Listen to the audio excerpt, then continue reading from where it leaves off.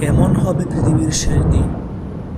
কিয়ামত সংঘটিত হওয়ার পূর্বের কিছু আলামত, অর্থাৎ দাজ্জালের আবির্ভাব, ইমাম মাহাদি ও হজরত ঈসা আলাইহিস সালামের আগমন, ইয়াজুজ মাজুজ ও আশ্চর্যজনক প্রাণী দাব্বাতুল আরদের আত্মপ্রকাশ সহ বড় বড় 10টি আলামত প্রকাশিত হবে।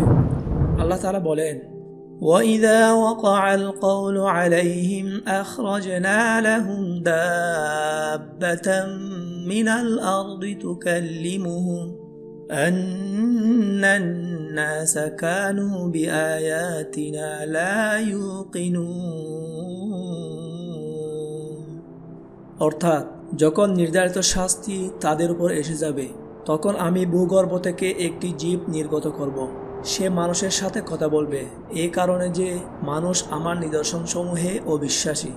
দাব্বাতুল আরদ প্রকাশ হওয়ার পরে বেশ কিছু বিস্ময়কর ঘটনা ঘটবে, যেমন পশ্চিম দিক থেকে সূর্য উদিত হবে, ক্ষমার দরজা চূড়ান্তভাবে বন্ধ হয়ে যাবে, তখন কারো ইস্তিগফার ও তাওবা কোনো উপকারে আসবে না। এভাবে 3 দিন পশ্চিম আকাশে সূর্য উদিত হবে। এই সময় মানুষ আরেকটি বিস্ময়কর ঘটনা অবলোকন করবে। গোটা আকাশ এক ধরনের ধোঁয়ায় ছেয়ে যাবে। ধোঁয়াটি চন্দ্র, সূর্য, নক্ষত্ররাজিকে ঢেকে ফেলবে। এটা দেখে পথভ্রষ্টরা কৃতকর্মের জন্য কান্নাকাটি ও ক্ষমা প্রার্থনা শুরু করবে, কিন্তু এসব কোনো উপকারে আসবে না। আল্লাহ তাআলা বলেন, فارتقب يوم تأتي السماء بدخان مبين يغشى الناس هذا عذاب أليم ربنا اكشف عنا العذاب إنا مؤمنون أنى لهم الذكرى وقد جاءهم رسول مبين।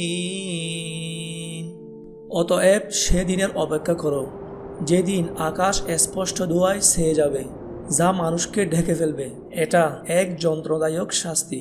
তখন তারা বলবে, হে আমাদের প্রভু, আমাদের থেকে আযাব উঠিয়ে নিন, আমরা ঈমান আনব।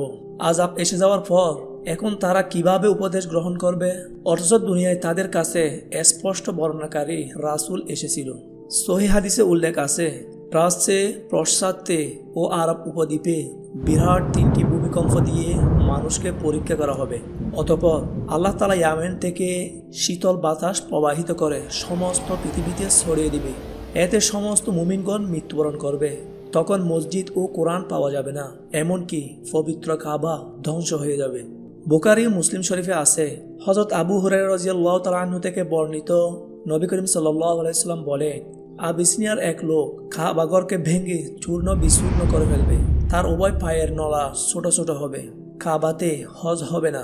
প্রতীক হারামের পাশ দিয়ে অতিক্রম করার সময় বলবে, একটা সময় এখানে মুসলমানদের বসবাস ছিল। এই সময় পৃথিবীতে শুধু পাপী ও কাফেররাই জীবিত থাকবে।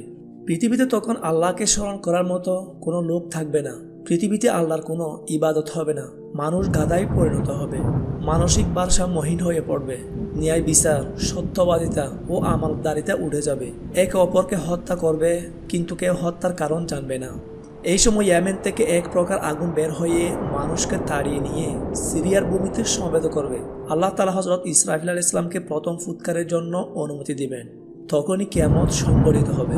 আল্লাহ তাআলা বলেন, فَإِذَا نُفِخَ فِي الصُّورِ نَفْخَةٌ وَاحِدَةٌ وَحُمِلَتِ الْأَرْضُ وَالْجِبَالُ فَدُكَّتَا دَكَّةً واحدة فيومئذ وقعت الواقعة। অর্থাৎ যখন সিংহে ফুৎকার দেওয়া হবে, একটি মাত্র ফুৎকার, পৃথিবী ও পর্বতমালা উত্তোলিত হবে এবং চূর্ণ বিচূর্ণ করে দেওয়া হবে। সেদিনে কিয়ামত সংঘটিত হবে।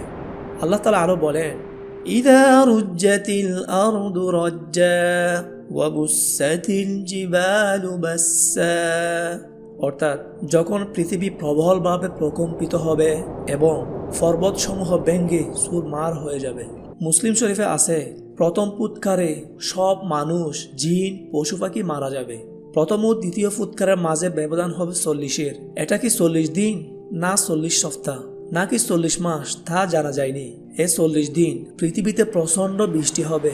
হযরত আদম আলাইহিস সালাম থেকে শুরু করে সব মানুষের শরীর অঙ্কুরিত হবে এবং সুসংগঠিত হবে।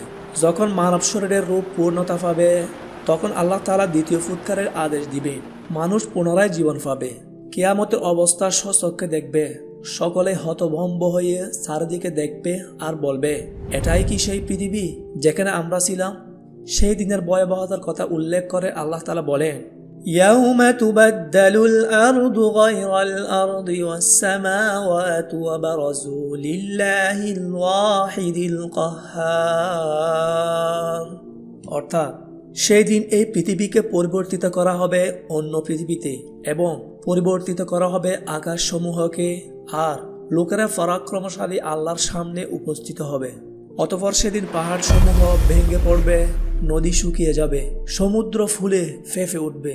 পৃথিবীতে মানুষের পরিচিত সেই পৃথিবীর মতো থাকবে না, আকাশকেও আগের মতো দেখা যাবে না, সবকিছু অচেনা লাগবে, ফালাবার কোনো জায়গা থাকবে না। হযরত ইসরাফিল আলাইহিস সালামের প্রথম ফুৎকারে পৃথিবী প্রচণ্ডভাবে কেঁপে উঠবে, পৃথিবীর সকলেই মৃত্যুবরণ করবে, সাত আসমানের সকল ফেরেশতারাও মৃত্যুবরণ করবে।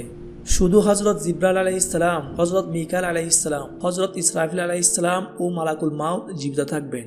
হযরত জিবরাইল আলাইহিস সালাম, হযরত মিকাইল আলাইহিস সালাম, হযরত ইসরাফিল আলাইহিস সালাম ও মালাকুল মাউতের মৃত্যুবরণ করার লোমহর্ষক কিছু ঘটনা হাদিসে পাওয়া যায়। এইসব রিওয়ায়াতের বিশুদ্ধতা দৃঢ় নয়।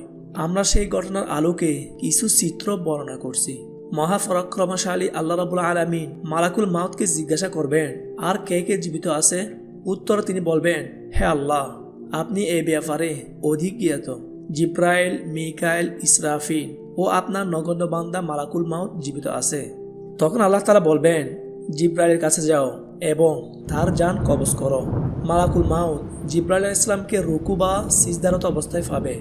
মালাকুল মাউত তাকে বলবে, হে মিসকিন, কিসে তোমাকে উদাসীন করে রেখেছে? আল্লাহ তোমার জান কবজ করতে আমাকে আদেশ করেছেন। এটা শুনে জিব্রাইল আলাইহিস সালাম কান্নাকাটি শুরু করবে ও মিনতি করবে, হে আল্লাহ, আমার মৃত্যুর যন্ত্রণা সহজ করুন। অতঃপর মালাকুল মাউত জিব্রাইল আলাইহিস সালামকে আলিঙ্গন করবে। এরপর আল্লাহ তাআলা মালাকুল মাউতকে জিজ্ঞাসা করবেন, আর কে কে জীবিত আছে? উত্তরে তিনি বলবেন, হে মাওলা, আপনি এ ব্যাপারে অধিক জ্ঞাত। মিকাইল, ইসরাফিল ও আপনার নগণ্য বান্দা মালাকুল মাউত জীবিত আছে।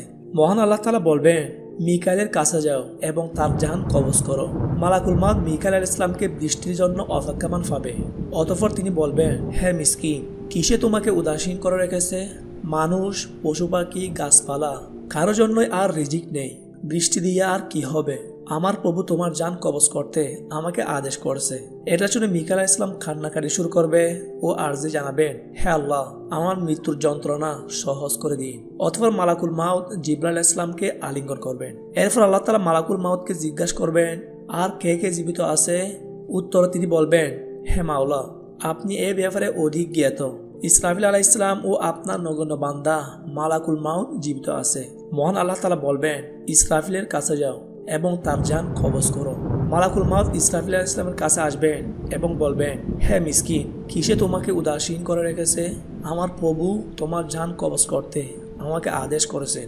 এটা শুনে ইসরাফিল আলাইহিস সালাম কান্নাকাটি শুরু করবেন ও মিনতি করবেন, হে আল্লাহ, আমার মৃত্যুর যন্ত্রণা সহজ করে দিন। অতঃপর মালাকুল মাউত ইসরাফিল আলাইহিস সালামকে আলিঙ্গন করবেন। এরপর মালাকুল মাউত যিনি সবার জান কবজ করছে তার মৃত্যুর পালা। অতঃপর আল্লাহ তাআলা মালাকুল মাউতকে জিজ্ঞেস করবেন, আর কে কে জীবিত আছে?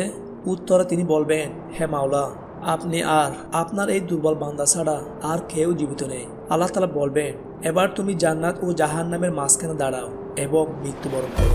মালাকুল মাউত জান্নাত ও জাহান্নামের মাঝখানে গিয়ে বিকট শব্দে চিৎকার করে মৃত্যুবরণ করবে। তখন যদি কেউ জীবিত থাকতো তাহলে মালাকুল মাউতের চিৎকারের শব্দ শুনে বেহুশ হয়ে যেত। প্রিয় দর্শক, ভাবুন, যে ফেরেশতা কোনোদিন আল্লাহর অবাধ্য হননি, তার অবস্থা যদি এমন হয়, তাহলে জান কবজের সময় আমাদের মতো উদাসীনদের অবস্থা কি হবে? আমরা খুব অল্পই মৃত্যুকে স্মরণ করি। অতঃপর আল্লাহ পৃথিবীকে প্রশ্ন করবেন। এই বিষয়টি হাদিসে এভাবে এসেছে। হযরত আব্দুল্লাহ ইবনে ওমর রাদিয়াল্লাহু তাআলা আনহু থেকে বর্ণিত, তিনি বলেন, রাসূলুল্লাহ সাল্লাল্লাহু আলাইহি ওয়াসাল্লাম বলেছেন, কিয়ামতের দিন আল্লাহ তাআলা আকাশমণ্ডলীকে পেঁচিয়ে নেবেন। তারপর তিনি আকাশমণ্ডলীকে ডান হাতে ধরে বলবেন, আনাল মালিক, আমি বাদশাহ। আইনাল জাব্বারুন, কোথায় শক্তিশালী লোকেরা? আইনাল মুতাকাব্বিরুন, কোথায় অহংকারীরা? এরপর তিনি বাম হাতে গোটা পৃথিবীকে গুটিয়ে নেবেন। এরপর বলবেন, আমি বাদশাহ। কোথায় অহংকারী লোকেরা, কোথায় বড়ত্ব দাবিকারী লোকেরা? তখন আল্লাহ তাআলার এই প্রশ্নের উত্তর দেওয়ার মতো কোনো লোক থাকবে না। তখন আল্লাহ তাআলা নিজে নিজের প্রশ্নের উত্তরে বলবেন, ফালিল্লাহিল ওয়াহিদিল কাহ্হার, আজ রাজত্ব একমাত্র শক্তিধর আল্লাহর। এভাবে একদিন পৃথিবীর ইতি টানবে। হে আল্লাহ, আপনি আমাদের কিয়ামতের এই ভয়াবহতা থেকে রক্ষা করুন এবং ঈমানের সাথে মৃত্যুদান করুন। আমিন।